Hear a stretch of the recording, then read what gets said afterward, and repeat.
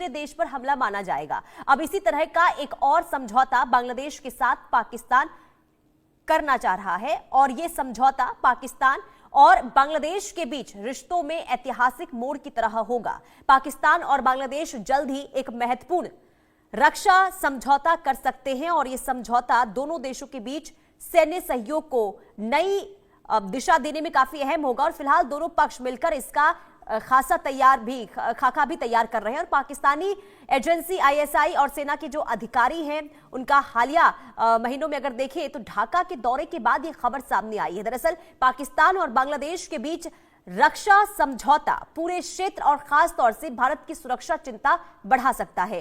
पाकिस्तान के विदेश मंत्रालय के एक टॉप सूत्र के हवाले से यह बताया गया कि इस्लामाबाद और ढाका ने एक जॉइंट मैकेनिज्म बनाया और प्रस्तावित समझौते की सामग्री और ड्राफ्ट को अंतिम रूप देने का काम सौंपा गया है। यह पहल दोनों देशों के बीच बढ़ते सैन्य सहयोग और रणनीतिक समन्वय के लिए है।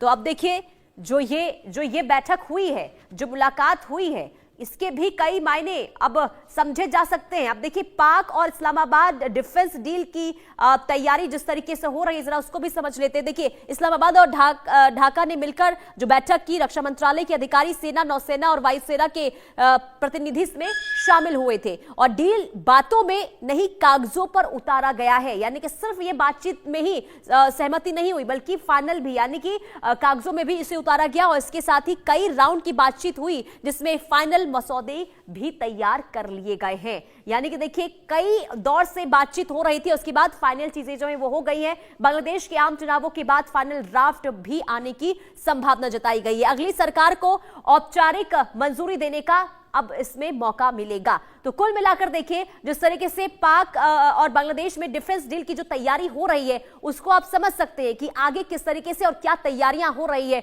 दोनों ही देशों के बीच में। और ऐसे भी हम जरा समझ लेते हैं। अब कर्नल टीपी त्यागी सर, मैं आपसे समझूंगी जो ये बैठक हुई, जो डील हुई है, इसके क्या मायने, क्या समझा जाए सर?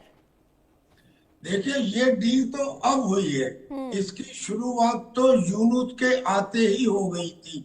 लिहाजा पहली बात तो ये है कि कहीं ना कहीं इसमें अमेरिका की डीप स्टेट का हाथ है, जिन्होंने यूनुस को कमांड दी थी बांग्लादेश की, जबकि वो वहां के कोई पॉलिटिशियन नहीं थे। पाकिस्तान के लोग बांग्लादेश में आए नहीं बल्कि बुलाए गए।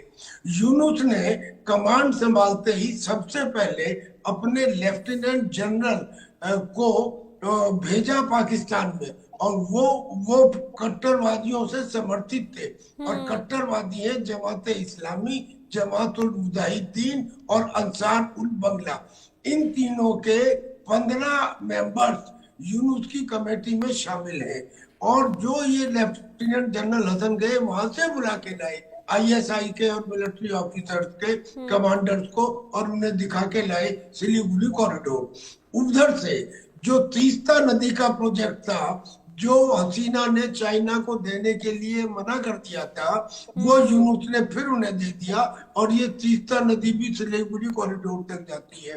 चौथे, उन्होंने चाइना को वही सिलीगुड़ी कॉरिडोर के पास, जिसे वो हमारे लिए चिकन नेक कहते हैं और हमारे लिए वो हाथी की नेक है, वहां पे वर्ल्ड वार 2 के पुराने पड़े हुए एयर बेस को चाइना को दे दिया डेवलप करने के लिए। उसके ऊपर शायद काम शुरू हो रहा है। तो ये उसने तब से शुरू कर दिए थे। उसके बाद में पाकिस्तान के लश्कर ए तैयबा, जैश ए मोहम्मद के कैंप बांग्लादेश में खुल गए। उनके 15 delegation time to time Bangladesh में आते रहे। स्थिति ये हो गई कि जैसे पाकिस्तान ने सऊदी अरबिया के साथ एक समझौता किया था कि एक पे हमला दोनों पे मारा जाएगा, ऐसे ही वो बांग्लादेश के साथ एक डिफेंस पैक्ट कर रहा है।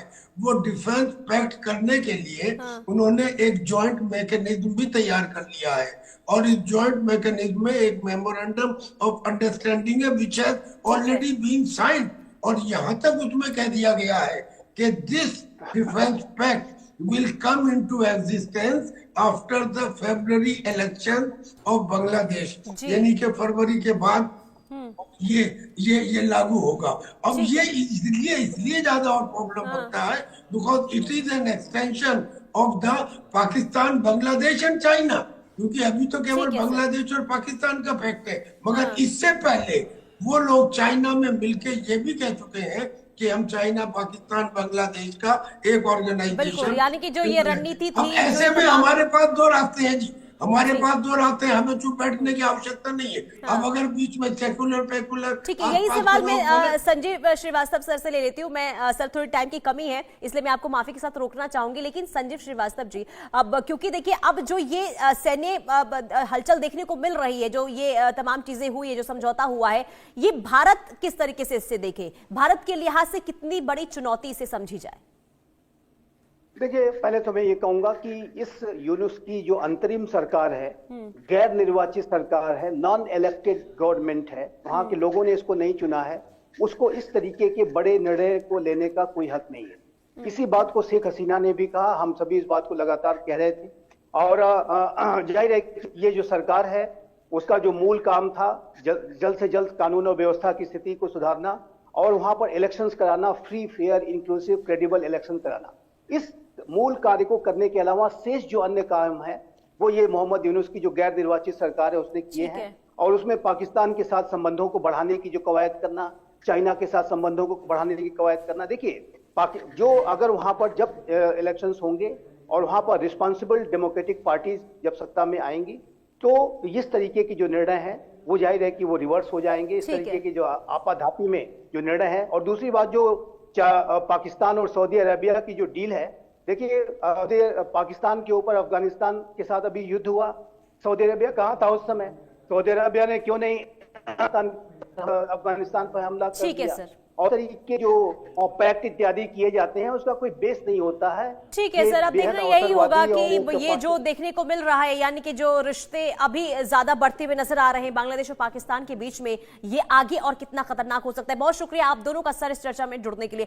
बहरहाल रुकते हैं यहाँ पर छोटे से ब्रेक के लिए। ब्रेक के बाद आगे भी खबरों का सिलसिला इंडिया न्यूज पर जारी है।